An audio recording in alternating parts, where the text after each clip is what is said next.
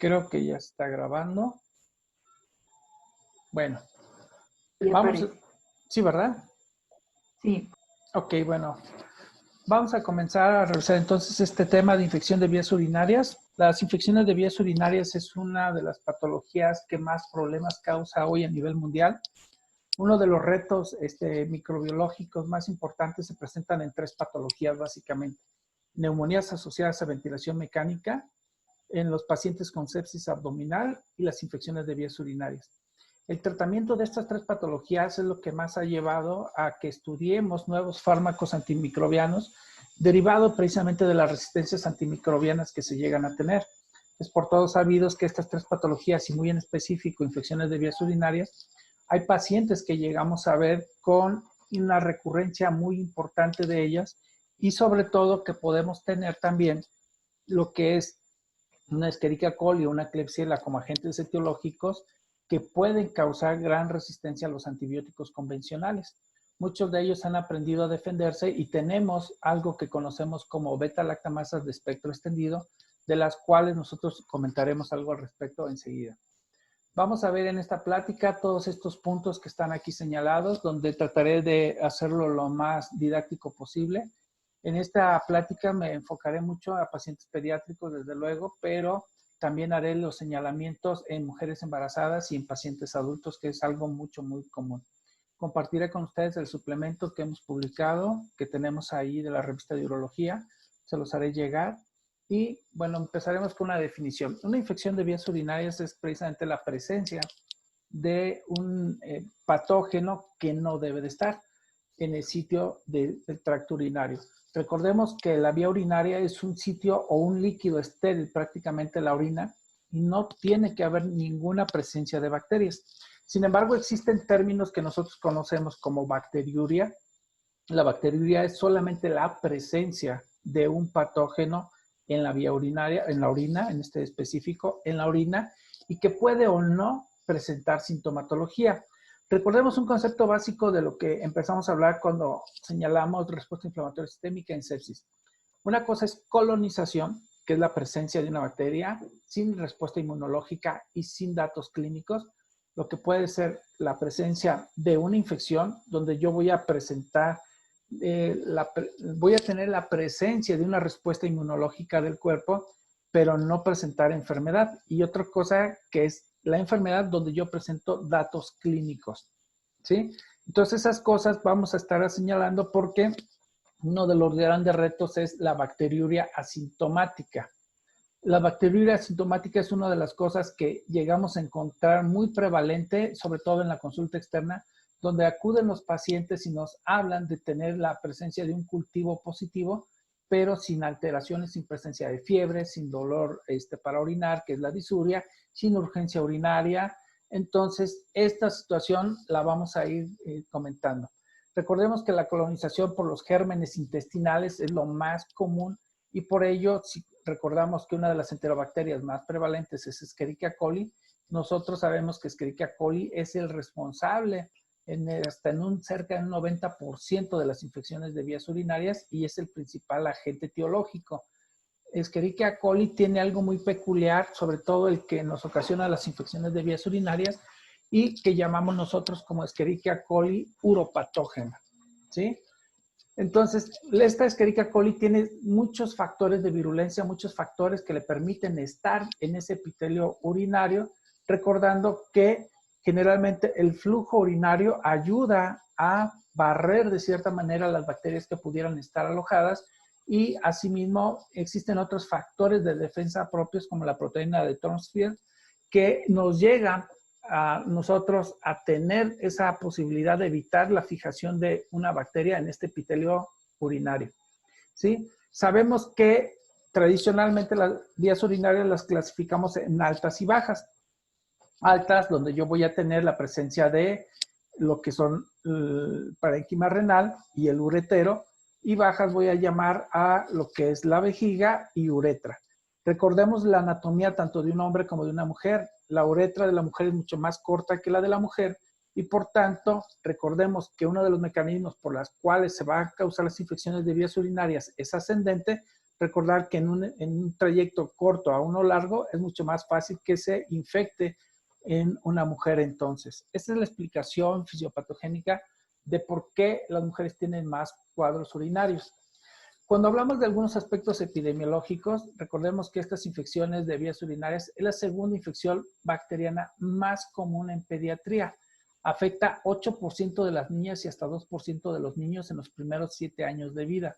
Cuando tú identificas una verdadera infección de vías urinarias en sobre todo menores de 5 años, pero con una énfasis mucho mayor en menores de 2 años, debes de tomar en cuenta que hay que buscar alguna alteración anatómica y estás obligado a tomar tanto examen general de orina y cultivo de orina para hacer la correlación, que ahorita la voy a señalar, y esto te tiene que buscar una mayor búsqueda enfática de alteración de la vía urinaria. ¿Por qué? Porque muchos pacientes pasan desapercibidos, tienen una infección, otra infección, otra infección, otra infección, y acaban a los 11, 12 años con insuficiencia renal crónica porque nunca nos dimos cuenta, y cuando acudían a consultar, lo más probable es que por un cuadro febril sin un foco infeccioso aparente, acabamos diciendo que es una infección respiratoria y antibióticos, antibióticos, antibióticos, y muchas veces son antibióticos que ya no tienen ninguna utilidad, ¿sí? Aquellos que desarrollan una infección urinaria en la infancia, sabemos que pueden tener hasta un 30% de posibilidad de desarrollar una infección urinaria siempre y cuando sea por alguna alteración anatómica. En un paciente sano que no tiene una alteración anatómica o funcional de la vía urinaria, puede llegar a desarrollar con mucho menor proporción un segundo cuadro, y este puede ser menor inclusive a un 5%. Más de 30% de los lactantes y de los niños pueden presentar infecciones recurrentes en los primeros meses de vida. Esto es algo que nosotros debemos siempre tener presente, y por eso cuando tú tienes un niño menor de 5 años con una infección de vías urinarias, estás obligado que si das tratamiento y tomas un control y todo salió bien, general de orina y cultivo, vas a tomar al mes, a los 3 meses y al año vas a hacer un seguimiento. Eso es lo más recomendado para evitar tener alguna complicación en un futuro. Los factores de riesgo para las infecciones de vías urinarias son varios. Uno, la disfunción precisamente en lo que es la vejiga y en el riñón. Esas son de las dos cosas que más debemos nosotros tener. ¿Y cuál es la disfunción que pueden tener? Vejiga neurogénica, aquellos pacientes que nacen con espina bífida, aquellos pacientes que tienen un mielomeningocele roto, es decir, aquellos que no tienen un control de esfínteres adecuado. Y muchos de nuestros pacientes llegan con nicturia, por ejemplo, todavía a los 7, 8 años de edad. Eso es una entidad muy común, poco comentada, o que a veces como papás da temor explicarle al médico porque pensamos que nos vaya a decir algo grave, ¿sí? Otras son las anormalidades estructurales, como el reflujo vesicoureteral o las valvas posteriores uretrales. Estas valvas se dice, y cuando me tocó estudiar en la universidad, mi libro de Martínez y Martínez de Pediatría, me decía que las infecciones de vías urinarias, la principal causa eran las válvulas uretrales posteriores. Les puedo comentar que en mi experiencia no he visto un solo paciente con válvulas uretrales posteriores. Sí, muchos con reflujo vesicoureteral y muchas otras entidades en ese entonces no comprendía como un síndrome de Prader-Willi, y alteraciones precisamente como puede ser anatómicas como un megaureter o bien lo que es un riñón poliquístico, ¿sí? Esto nos puede llegar a dar. Otra de las cosas que llegamos a tener como disfunciones son el estreñimiento en algunos pacientes, lo que son las afectaciones intestinales que podemos llegar a tener, que tienen repercusión en algunos de los casos. Y otra de las cosas, pues, es la vejiga neurogénica. Sobre todo pacientes neurológicos tenemos muchos de ellos. En los hospitales les puedo decir que la mitad de los pacientes hospitalizados llegan a tener algún grado de disfunción neurológica, afectación, ¿sí? Recordemos que el nacimiento, la hipoxia perinatal, los medicamentos, las infecciones desapercibidas en una neuroinfección es lo que nos va a llevar a tener este tipo de problemas. Otros son las inmunosupresiones, es decir, pacientes con cáncer, pacientes con lupus, pacientes con enfermedades inmunológicas que reciben terapia esteroidea severa o inclusive los pacientes diabéticos. Y eso es una de las causas que en el adulto tengamos grandes problemas. En el adulto ustedes saben que fácilmente pueden tener una infección de vías urinarias y ellos son de los que más reciben antibióticos. los pacientes neonatos, que cuando tú identificas una infección de vías urinarias, uno de los problemas es que al neonato solamente le dan 10 o 14 días de tratamiento y una infección de vías urinarias en un paciente neonato, quiero dejarlo muy claro, son 21 días de tratamiento antimicrobiano. Si tú das 10, 14, va a mejorar, pero no se va a curar, ¿sí? Y eso puede favorecerme una recurrencia. Entonces, eso es otra de las cosas. Y la discusión de si la circuncisión o no, por supuesto que el tejido remanente de prepucio favorece la presencia de infecciones urinarias.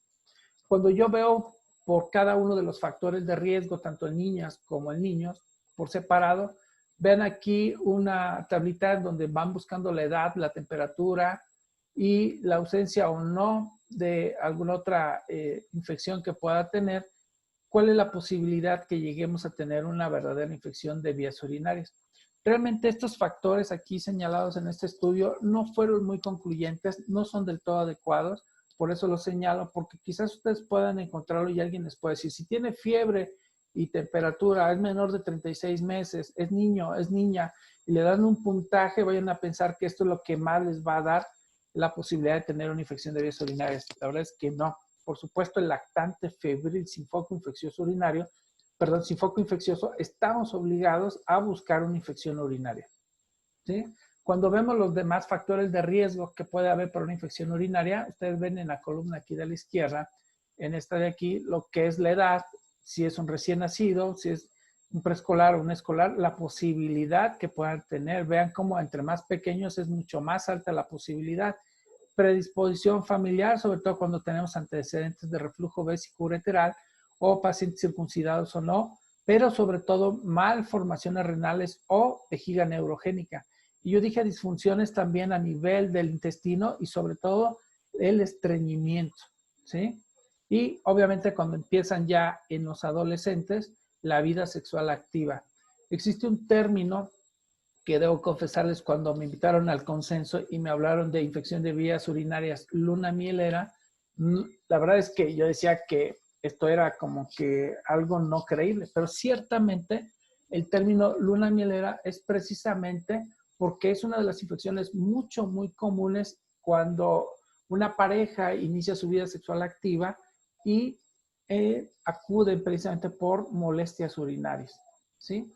Los otros factores de riesgo para tener cicatrices renales es que yo pueda tener reflujo vesicoureteral, que sea una infección recurrente, infecciones febriles. Generalmente las infecciones febriles son las de vías urinarias altas. Difícilmente una cistitis o una uretritis va a causar fiebre. Va a haber molestias urinarias, molestias, pero no llegan a tener una verdadera infección de vías urinarias con presencia de datos sistémicos de fiebre. Y desde luego la demora en el tratamiento y las malformaciones obstructivas, ¿sí? ¿Cómo vamos a clasificar a las infecciones de vías urinarias? Muy fácil. Aquí solamente quiero que quede muy claro dos cosas: complicadas y no complicadas. ¿Qué son las complicadas? Todas aquellas donde hay alteración anatómica o funcional, y las no complicadas son aquellas que no hay ninguna alteración de este tipo, ¿sí? Entonces, esto es lo que vamos a tener porque en base a ello vamos a saber cuáles son las que hay que darle mucho más seguimiento. De acuerdo al sitio, entonces las vamos a clasificar en cistitis. Las cistitis generalmente son del tracto urinario bajo, ya lo dije, vejiga, inflamación de ella con síntomas miccionales sobre todo, y hay una ausencia de dolor lumbar. Todos recuerdan que clásicamente la imagen que nos dicen de que casi darle un puñetazo a la espalda, que no debe ser así, es el signo de, ¿qué? ¿Recuerdan? Un Giordano. El Giordano generalmente no es más que hacer la presión debajo costal, una presión con la mano suave, y no es darle un golpe a lo que es esta región lumbar. No, es solamente una presión firme, suave, y si hay molestias, si el paciente se mueve, es lo que vas a interpretar como positivo. Eso revisen por favor mucho en semiología, cómo explorar verdaderamente el signo de Giordano, ¿sale? Y generalmente las cistitis tienen un bajo riesgo de lesión del parénquima renal. La cistitis, debo decirles que generalmente basta con que demos un tratamiento no más allá de 5 días. Es suficiente. o las formulaciones de dosis única que tenemos, que ahorita las comentaré. Y una pielonefritis, generalmente siempre una pielonefritis será considerada como una infección del tracto urinario alto y complicada. Todas las pielonefritis se consideran infecciones de vías urinarias complicadas. Y estas son infecciones piógenas de la pelvis y parénquima renal con síntomas de fiebre de 38 grados y alto potencial de daño a los riñones y cicatrices que pueden dejar en la corteza del riñón. Y esto, pues obviamente al haber una inflamación importante, pues recordamos que hay una actividad y se van a elevar nuestros reactantes de fase aguda. La clasificación, de acuerdo al número de episodios, voy a tener la primera infección o primer cuadro. Una recurrencia es aquella infección de vías urinarias que voy a denominar también como no resuelta, que persiste o que está reinfectada. No resuelta es el mismo patógeno que yo tuve con la misma sensibilidad. Persistente, aquella que di tratamiento, pero una vez que terminó el tratamiento está aún presente. Y una reinfección es otro patógeno, otro evento, pero que puede llegar a estar presente inclusive antes de las 2 o 3 semanas después de haber terminado el tratamiento de una infección urinaria. Cuando hablo de una bacteriuria asintomática, generalmente voy a tener la presencia de un recuento significativo en las bacterias en la orina, pero no va a haber sintomatología. Es decir, no hay fiebre, no hay dolor. Esto generalmente entonces lo voy a considerar solamente la presencia de una bacteria que en este caso pudiéramos decirlo tal vez como una colonización o tal vez se les haya el cultivo que realizaron en el laboratorio contaminado. Son situaciones que debemos siempre hacer. Por eso la correlación que ahorita hable del examen general de orina con el cultivo de orina es importante. Y las infecciones de vías urinarias sintomáticas, pues insisto, pueden ser altas o bajas y dependiendo de los datos clínicos, voy a saber qué es lo que estoy teniendo. Las no complicadas, insisto, entonces generalmente van a afectar al tracto urinario bajo y tienen una morfología y función renal normal. Los pacientes inmunocompetentes, generalmente que son ya los mayores de 2 años, pueden estar sin fiebre o con fiebre menor a 38 grados. No es de alto grado la temperatura, por eso no dan una sintomatología mayor. Pero sí van a tener síntomas miccionales. Estos pacientes que acuden constantemente a orinar, que si antes tenían un patrón de uresis de 2 o 3 veces al día, pueden estar yendo 5 o 7 veces a orinar. Y esos que te señalan dolor al inicio de la orina o al final de la orina. Y entonces eso es lo que podemos nosotros pensar. Un paciente que presenta generalmente un buen estado general y que no presenta datos de deshidratación. Y generalmente aquí los reactantes de fase aguda, que son esos marcadores inflamatorios que hemos hablado, como proteína C reactiva, ferritina, procalcitonina, velocidad de sedimentación globular, no van a estar con una alteración. Las complicadas generalmente sí, insisto yo, tenemos que ser muy enfáticos en su búsqueda de alteración anatómica en los menores de 2 años y tengo que buscar precisamente una malformación urinaria o buscar una alteración en la mecánica o en la función renal. Esto generalmente después de haber iniciado, generalmente voy a tener una alteración y se va a presentar hacia los 2 o 3 días de haber tenido la infección. ¿Cuál es la patogénesis? Bueno, y comenté que la vía urinaria tiene múltiples mecanismos para evitar una invasión bacteriana. Dentro de ellos, pues es el flujo unidireccional, riñón, uretero, vejiga, uretra y salida.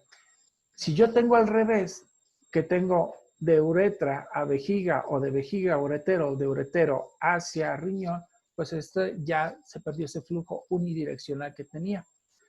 Tengo la secreción de proteínas que he comentado y péptidos antimicrobianos en la corriente de orina y la composición obviamente iónica de la orina con un pH ácido. Generalmente cuando tengo un pH alcalino puedo tener factibilidad de crecimiento bacteriano. Ahora la etiología. Escherichia coli uropatógena es el más común y representa el 85 a 90% de la etiología en los episodios de infecciones urinarias. Otras bacterias gram negativas que pueden causar infección urinaria pueden ser Klebsiella. Generalmente Klebsiella, cuando es por una situación dentro de un hospital, puedo pensar en Klebsiella pneumoniae. Pero una de las que vamos a ver muy frecuentes en infección de vías urinarias se llama Klebsiella oxytoca. Klebsiella oxytoca es la que más se va a ver involucrada en infecciones de vías urinarias. Puedo tener, obviamente, recuerden, si yo tengo un paciente hospitalizado con una sonda vesical, puedo tener Pseudomonas, Proteus, Enterobacter y Citrobacter. Ahora bien, también existen otros gran positivos, sobre todo mujeres embarazadas que van a tener una infección de vías urinarias bacteriana. Lo común es que pueda ser por Staphylococcus saprophyticus. Esto es lo común en la mujer embarazada. Staphylococcus saprophyticus. Puedo también tener enterococo y Staph aureus, pero es lo menos común. Lo más frecuente son Staphylococcus saprophyticus en infección de vías urinarias en pacientes embarazadas, mujeres, ¿sale? Y la mayoría de los uropatógenos, por la contigüidad que hay precisamente con la región anal, es que puedo tener un origen en el bolo fecal. Y eso porque cruza el perineo en forma ascendente y va a afectar uretra y de uretra se va hacia la vejiga. Entonces, esa es la contigüidad y ese es el motivo por el que podemos tener algo de estos agentes etiológicos. Puedo tener también lactobacilos, estafilococos, coagulas negativos, como ya los comenté, el saprofíticos es uno de ellos, y Corynebacterium, pero no se consideran que sean neuropatógenos clínicamente de relevancia clínica importante porque no son comúnmente encontrados. En recién nacidos, lo que son las infecciones pueden tener una presentación muy diferente y generalmente es frecuente, recuerden que tener las infecciones en los recién nacidos pueden pasar prácticamente desapercibidos y generalmente nos damos cuenta solamente por la presencia de fiebre y vómito o bien hipotermia, que pueden estar irritables y rechazo de la vía oral. Entonces, generalmente tenemos que buscar ahí sí alteraciones urinarias. Es poco frecuente también el dolor abdominal y la hematuria, así como orina fétida. Quiero dejarles muy patente esto. Hematuria, presencia de sangre en la orina y mucho más macroscópica en un paciente que acuda y que les envíen por una probable infección de vías urinarias, están obligados a buscar que esa función renal esté conservada. Cuando un paciente tiene hematuria, a lo mejor sí pudo ser una infección, pero del tipo de una glomerulonefritis. Cuando la membrana basal glomerular está alterada, va a filtrar sangre. Y la presencia de sangre en la orina es un dolor intenso en el paciente. Entonces, no lo tomen nunca a la ligera. Una hematuria forzosamente busquen función renal alterada y una probable glomerulonefritis. Si no lo buscan y lo dejan y se va a su casa, le dicen, es una infección de vías urinarias, a lo mejor trae una piedrita ahí en el uretero, etcétera. No, la litiasis ureteral sí puede ser en el adulto, es muy común y puede estar acompañada de hematuria, pero si es un paciente pediátrico, váyanse sobre la membrana basal glomerular a buscar alguna alteración funcional que les pueda llevar a una insuficiencia renal crónica que quizás pierdan la oportunidad de tratamiento. El cuadro clínico entre los 3 meses y los 2 años es variable. Generalmente fiebre, hiporexia, falla de medro, es decir, no gana en peso. Los vómitos. Hay infecciones de vías urinarias que pasan asintomáticas y los niños no ganan peso. Por eso, en el seguimiento de un paciente pediátrico, lo que hacemos es buscar en su peso que no tengan esa ganancia ponderal. Es poco frecuente el dolor lumbar, irritabilidad y síntomas urinarios. Preescolar, escolar y adolescente generalmente sí van a tener fiebre, irritabilidad, vómito, pero también van a manifestar ya disuria, tenesmo vesical, polaquiuria, orina fétida o turbia, incluso hematuria. ¿Sí? El diagnóstico, generalmente vamos a tomar un examen general de orina de forma inicial. Cuando pidan examen general de orina por sospecha de una infección de vías urinarias, siempre debe ir complementado con un cultivo de orina. Yo no puedo hacer diagnóstico total de una infección de vías urinarias por solamente examen general de orina. Y del examen general de orina existen datos que me van a importar. Dentro de ellos el pH, obviamente, si está alcalino es un factor de riesgo, pero no me está diciendo que tenga infección de vías urinarias. Si yo tengo una posible infección de vías urinarias, tengo que ir a buscar esterasa leucocitaria, tengo que ir a buscar la presencia de nitritos. La esterasa leucocitaria se genera precisamente por esa reacción inflamatoria que produce la presencia de un pirógeno exógeno, que es un virus, una bacteria, y que esta bacteria generalmente me va a causar esa respuesta inflamatoria y yo voy a producir leucocitos locales, ¿sí? Y los nitritos, que es el producto de degradación de los nitratos a nitritos, precisamente por el metabolismo de las bacterias. Siempre tienen que estar presentes también como un factor pronóstico para saber si tiene real o no una infección de vías urinarias. Y desde luego, el examen microscópico en sedimento, ver la presencia de leucocitos. No es lo mismo leucocitos en macroscopía que en microscopía, en sedimento. En sedimento tengo que verlo. Arriba de 5 te alerta, arriba de 10 te habla de muy alta probabilidad de infección de vías urinarias. Y aquí ustedes ven este cuadro donde se les da sensibilidad y especificidad cuando yo tengo cada uno de estos. Lo más alto, obviamente, es que yo tenga leucocitos en sedimento, que tenga esterasa leucocitaria y que tenga la presencia de nitritos. Si tengo estos tres, la probabilidad de que el cultivo me sea positivo es muy por arriba de un 95%. Cuando los veo por separados, los nitritos solos corresponden a un 53% de posibilidad de que desarrolle o que tenga una verdadera infección de vías urinarias. La esterasa leucocitaria pues es mayor, va desde un 67 hasta un 94%. Pero si yo sumo esterasa leucocitaria y nitritos, pues me voy de un 90 a un 100% de probabilidad de que tenga infección de vías urinarias. Sin embargo, a pesar de que tiene una alta sensibilidad, la especificidad no es tan alta y la especificidad por sí solo, los nitritos son los que mayor especificidad tienen, que van desde un 90 hasta un 100%. Entonces, una cosa que estamos acostumbrados a hacer es una tira reactiva. La tira reactiva es como el Lapstix en orina que tomamos.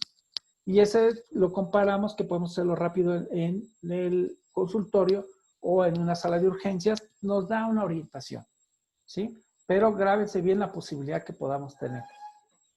Si yo tengo el diagnóstico de piuria, pues debo de tener esterasa leucocitaria positiva mayor a una cruz, igual o mayor, y el análisis con tira reactiva, ¿va?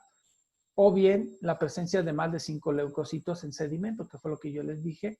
Y esto entonces es un campo de alta potencia con microscopía estandarizada o automatizada. Y cuando me dicen más de 5, me tiene que alertar. Cuando tengo más de 10, entonces en el de orina, generalmente es el que voy a tomar como referencia, ¿sí? ¿Y esto a qué me refiero? Muy en específico, para no confundir. Esto es cuando a mí me reportan sedimento urinario, más de 10 leucocitos, más de 5 leucocitos, ¿sale? No es lo mismo que lo hagan solamente en un microscopio convencional a que lo hagan con una microscopía de alta potencia estandarizada o automatizada. Hay que saber cuál es el que nos reporta el laboratorio.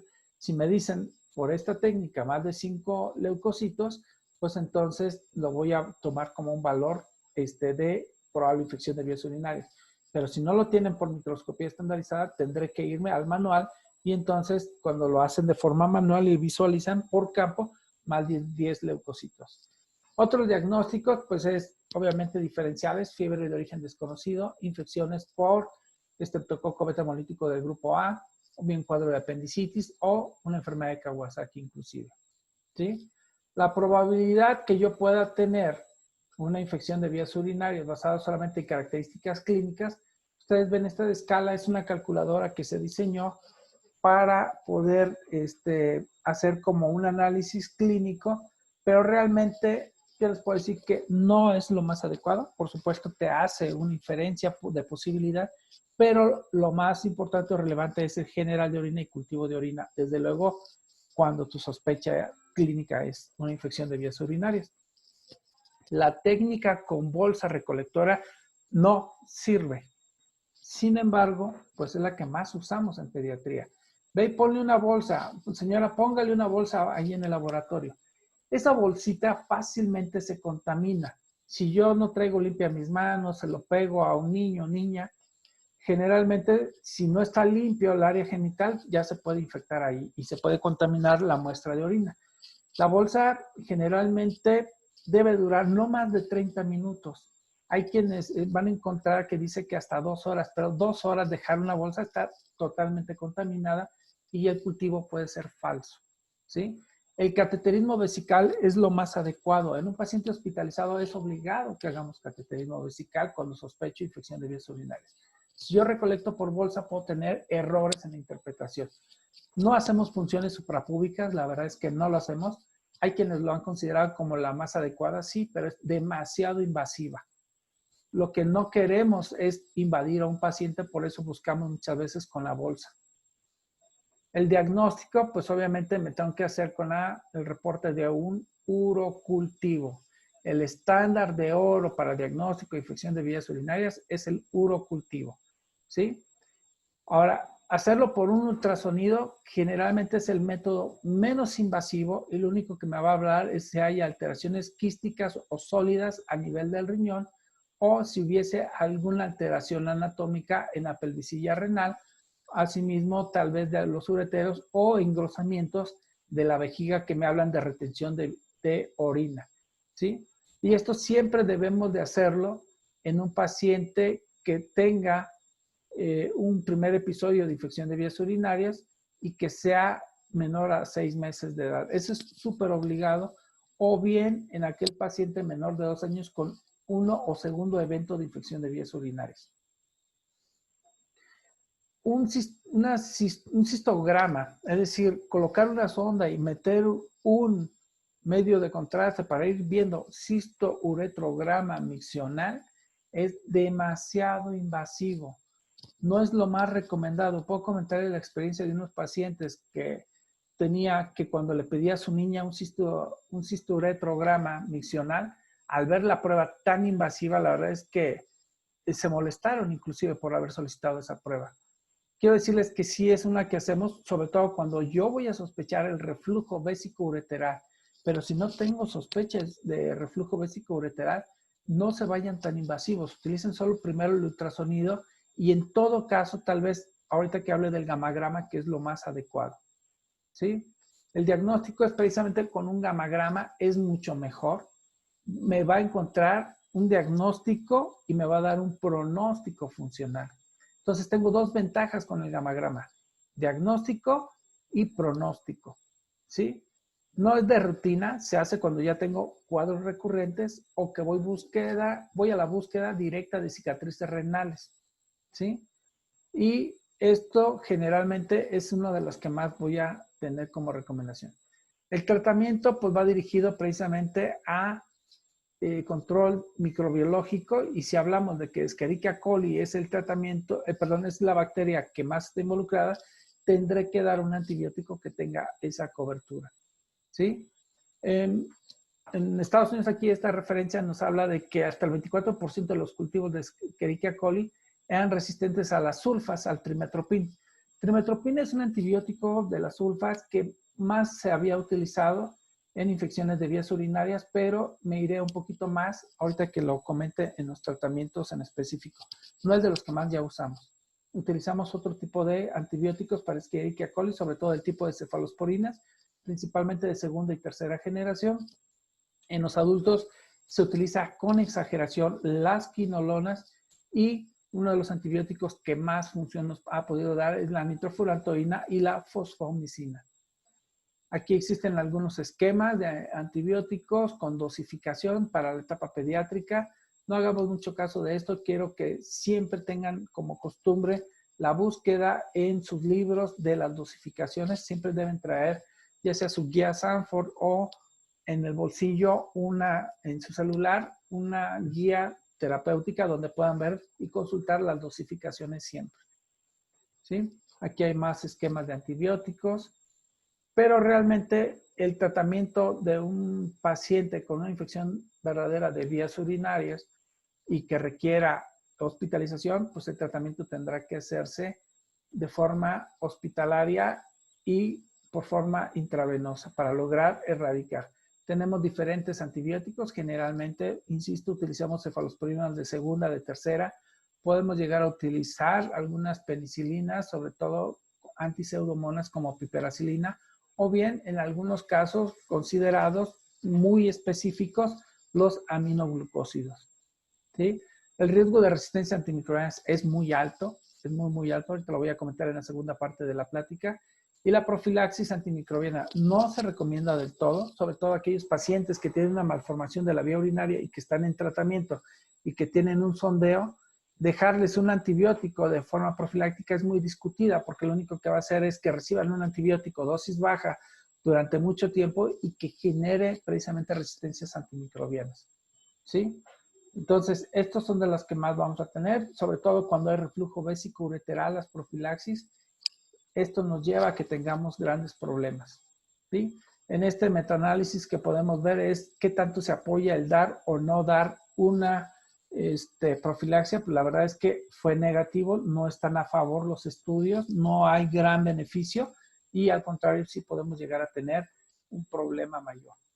Las otras terapias como utilizar el jugo de arándano, el utilizar probióticos, han hecho estudios donde se ha visto que si los probióticos ocupan el lugar de bacterias malas, porque son bacterias buenas los probióticos, pues entonces esto nos da un efecto benéfico para evitar que tengamos colonización por bacterias que pueden ocasionar infecciones de vías urinarias, o bien que pueda tener el uso del jugo de arándano.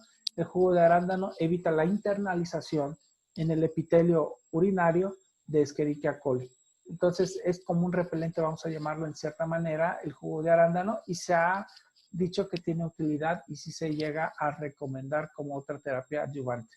Esto es lo de que vamos a comentar ahorita de estas infecciones de vías urinarias, pero les voy a compartir también esta otra plática que tuve oportunidad de dar en un Congreso Nacional de Infectología. Déjenme la voy a buscar rápido. Esta otra plática generalmente la llegué a presentar en un Congreso Nacional de Infectología, donde hablaba yo de cuáles son las terapias más recomendadas en base a evidencia clínica que podamos tener y evidencia microbiológica. Fue un trabajo que hicimos aquí en el Hospital para el Niño. Este trabajo lo presenté y hablaba cuáles eran las opciones terapéuticas. Entonces, vamos a presentarla. Esta guía de manejo de infección de vías urinarias en pediatría. Quiero preguntarles ahorita que ustedes hagan esta reflexión. Imaginen que llega a su consultorio un paciente particular, un paciente pediátrico con fiebre que presenta clínicamente datos compatibles con infección de vías urinarias. ¿Qué es lo primero que deciden hacer? Número 1, no dan antibiótico, solicitan urocultivo y hasta tener un resultado le dan cita a su consultorio. Número 2, dan un antibiótico y solicitan general de orina y cultivo. Número 3, deciden dar solo manejo sintomático y tomar primero un examen general de orina. Número 4, dan antibiótico y lo citan en 7 días para ver la evolución. O número 5, lo refieren con un infectólogo para que tome una mejor decisión. Si yo no doy un antibiótico y solicito un urocultivo y hasta tener un resultado voy a dar tratamiento, lo más probable es que el paciente ya no regrese con ustedes. Número 2, si ustedes dan un antibiótico, pero previo a que lo tome, y eso lo indican ustedes y le dicen, se va a tomar examen general de orina y cultivo de orina, y le voy a iniciar este tratamiento empírico, es la mejor conducta que pueden tomar. Si ustedes deciden dar solo manejo sintomático y que vaya a tomarse un examen general de orina, lo más probable es que tampoco regrese este paciente con ustedes. Si solo le dan antibiótico y le dicen, vengas en 7 días, hicieron mal porque nunca tomaron un examen general de orina, ni cultivo, ni tampoco tuvieron la oportunidad de hacer una verdadera detección. Si realmente tiene una infección de vías urinarias, insisto, tendrán que hacer la búsqueda, si es menor de 5 años, de alguna alteración anatómica o funcional. La pregunta 2 que les quisiera hacer, si usted decide dar un antibiótico de forma empírica, ¿qué antibiótico decide dar al manejo ambulatorio de su paciente? ¿Dan amikacina? ¿Dan amoxicilina con ácido clavulánico? ¿Dan trimethoprim sulfamethoxazol? ¿Dan nitrofurantoína? ¿O dan fosfomicina? La verdad es que puedo decirles que muchos de los pacientes que vemos en consulta privada acuden con tratamiento a base de amikacina, aminoglucósidos. Los aminoglucósidos son un grupo de antibióticos muy buenos que en alguna ocasión en una plática un colega mío dijo, deberían ser más de uso hospitalario. Reflexioné en ese momento y pensaba yo, ¿de uso hospitalario? La verdad es que sí. Deberían ser más de uso hospitalario porque son antibióticos muy, muy buenos, que muy poca resistencia antimicrobiana llegan a desarrollar y que por tanto deberían ser bien cuidados y no utilizarse nada más porque es una presentación inyectable y porque en el consultorio digamos es que el paciente quiere unas inyecciones para sentir que se recupera más rápido. No es así. Amoxicilina ácido clavulánico lo van a encontrar en las guías del CENETEC, que todavía es uno de los antibióticos que deben utilizar de primera línea. Las sulfas también, las guías del CENETEC, ahorita se las voy a mostrar, te dicen que utilices trimethoprim cuando sabes que es un antibiótico que efectivamente logra muy altas concentraciones en la vía urinaria, pero desafortunadamente no te va a desarrollar lo que es la cobertura antimicrobiana porque hay resistencias de más inclusive del 40 hasta el 60%. Nitrofurantoína es uno de los antibióticos muy adecuados que no ha mostrado tanto patrón de resistencia al momento todavía, Escherichia coli hacia él, y la fosfomicina, que es el otro.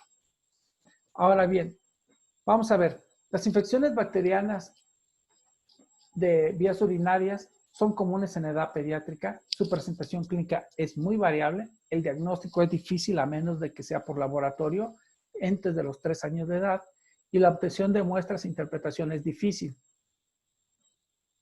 Los factores que van a incrementar la resistencia a los antibióticos es precisamente uno y otro cuadro, exposición previa a los antibióticos, pacientes inmunocomprometidos cada vez mayores, falta de control de infecciones y uso en complicaciones, es decir, que no tengan un servicio de infectología que ayude o contribuya en hospitales sobre todo para dar pautas o guías de manejo y el incremento en las profilaxis y el uso de antibióticos empíricos sin tomar un verdadero examen general de orina o cultivo de orina. Los factores con influencia en el curso clínico y pronóstico de las infecciones de vías urinarias son todos estos que ya los hemos señalado. No me voy a detener mucho en ellos. ¿Cuál es la conducta que habitualmente hacemos nosotros en los niños? Sabemos que las niñas se afectan un 8%, los niños un 2%. Las infecciones iniciales que pueden ser afebriles son las bacteriurias asintomáticas. Sabemos que están presentes hasta en un 2.4% de los neonatos. En preescolares pueden estar inclusive en el 0.9% de todos los pacientes. Y en los escolares, vean ustedes cómo las niñas un 2% y en los niños, cuando ya son hospitalizados, hasta en un 5%. Las infecciones iniciales febriles, es decir, el primer cuadro, vean ustedes los porcentajes de presentación que pueden llegar a tener, como las niñas se van prácticamente al 8% que señalamos y los niños en el 1.6%. Pero cuando nos vamos a un hospital, la recurrencia de infección de vías urinarias en los neonatos, y esto sabemos que puede presentarse en 1 de cada 4. Y esto se atribuye mucho precisamente al uso de cateterismo vesical. Infecciones de vías urinarias son una de las más prevalentes infecciones asociadas a la atención de la salud que podemos estar viendo. Los agentes etiológicos, vean por ejemplo en etapas pediátricas, aquí 2 hospitales de referencia, el Centro Médico Nacional de la Raza del IMSS y el Instituto Nacional de Pediatría, como Escherichia coli es el más prevalente, sin embargo no es el único que podemos llegar a tener. Los signos y síntomas no los voy a repetir, ya los comenté en la charla en la primera parte. Pero recuerden nuevamente las infecciones de vías urinarias superiores e inferiores que podemos llegar a tener. El diagnóstico de laboratorio, la bolsa recolectora, vean este gráfico por ahí, por favor, sí, quédenselo muy, muy patente. La bolsa recolectora no es lo adecuado. Chorro medio es mucho mejor ya cuando los pacientes cooperan y desde luego en el paciente adulto es mucho más este uso. No hacemos punción suprapúbica casi. Y el cateterismo vesical sería mucho más para los pacientes pediátricos que están hospitalizados. La sensibilidad y especificidad, nuevamente, la tabla que ya les había puesto. Recordemos mucho los nitritos, esterasa leucocitaria o el estudio microscópico de la presencia de leucocitos. ¿Sí? Las infecciones de vías urinarias, recordarán estos criterios. Cuando es en punción suprapúbica, cualquier número de unidades formadoras de colonia. Cuando es por cateterismo vesical, vean ustedes cómo cuando yo tengo más de 1000, incluso hasta 50,000 unidades formadoras de colonia, o bien si es por chorro medio, utilizamos el criterio del paciente de más de 100,000 unidades formadoras de colonia, ¿sí? Ahora, ¿qué es lo que vamos a hacer habitualmente o qué debemos hacer cuando tengo un paciente con infección de vías urinarias? Con infección de vías urinarias lo que yo tengo que hacer es asegurarme un estudio de imagen, y yo hablé hace rato, primero un ultrasonido, que sería el que más pudiéramos hacer sin tener tanta invasión, o bien tener una evaluación posterior Está frío, medio frío. con un gamagrama. ¿Va? Aquí está el gamagrama donde nosotros podemos ver si hay o no la presencia de reflujo que nos pueda afectar. ¿Sí? Este gamagrama, insisto, dos cosas, factor pronóstico y factor diagnóstico. El tratamiento muy en específico. Vean ustedes, la guía del CENETEC. Esta guía del CENETEC que nosotros tenemos, voy a permitir nada más poner un poquito de... No estamos viendo la presentación. No, es que aquí quiero pedirles a todos de favor, pongan en silencio su, ¿cómo se llama? Su micrófono, nada más para continuar. Y las infecciones... No estamos viendo la presentación. ¿Ahí no se ve? No. Ok, perdón, algo pasó entonces. Bueno, termino de grabarlo y se las envío. Una disculpa, creí que estaban viendo la presentación todos. Aquí en que estoy señalando, las infecciones de vías urinarias no complicadas, es la guía del CENETEC que está publicada, donde aún nos siguen dando la opción de utilizar ampicilina y trimetoprim como primera línea para las infecciones de vías urinarias. Estas, quiero decirles que generalmente existían guías en pediatría. El doctor José Luis Arredondo, un amigo infectólogo de perinato, y el maestro, el doctor Ernesto Calderón Jaimes hicieron donde dieron cuáles eran las recomendaciones para estas infecciones de vías urinarias. Sin embargo, ahorita voy a comentar la comparación del trabajo que hicimos nosotros con el de ellos. Esta es la recomendación que vemos aquí del suplemento de la revista de Urología. Fue publicada en el 2015 y donde nos vamos al aspecto básico de diagrama, qué hacer en un primer tratamiento y en un segundo tratamiento. Nosotros recomendamos el uso de fosfomicina-trometamol como dosis única para los pacientes pediátricos mayores de 3 años.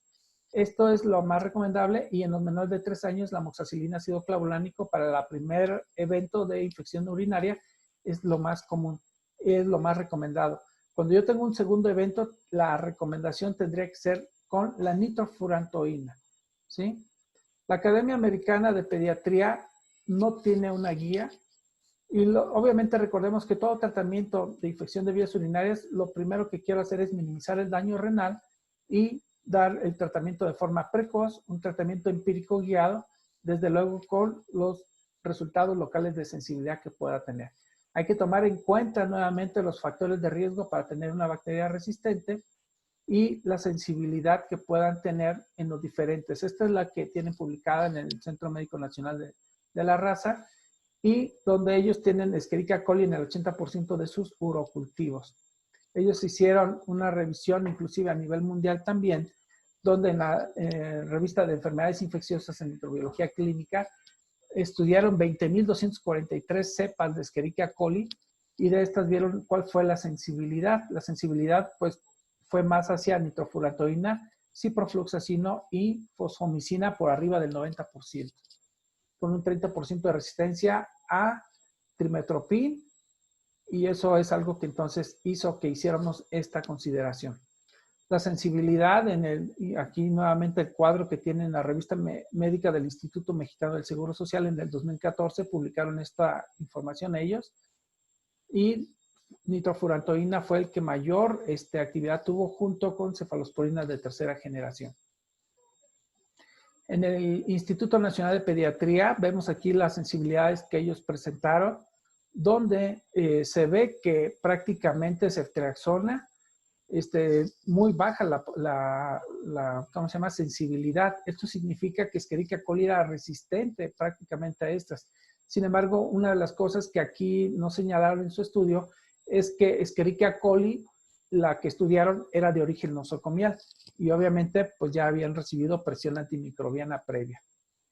Este es el estudio que presento yo, donde les hablo de todas las Escherichia coli, todas las cepas que estudiamos aquí en el Hospital para el Niño, donde vimos cuál era el servicio del que venían, si eran niños o niñas, la edad que tenían en meses, el modo de recolección de la muestra de orina y el germen que aislamos, y si era una cepa productora de beta-lactamasa de espectro extendido o no.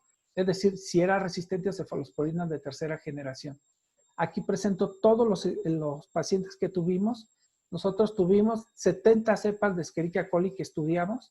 Esas 70 cepas que estudiamos, las conclusiones que nosotros tuvimos, a final de cuentas, es que tenían una muy, muy buena sensibilidad a fosfomicina, trometamol en dosis que nosotros dimos entre 50 y 100 microgramos por mililitro, que era lo que lográbamos tener con una sola dosis. Realmente para el tratamiento de infección de vías urinarias complicadas no es posible dar una guía de manejo inicial que sea infalible.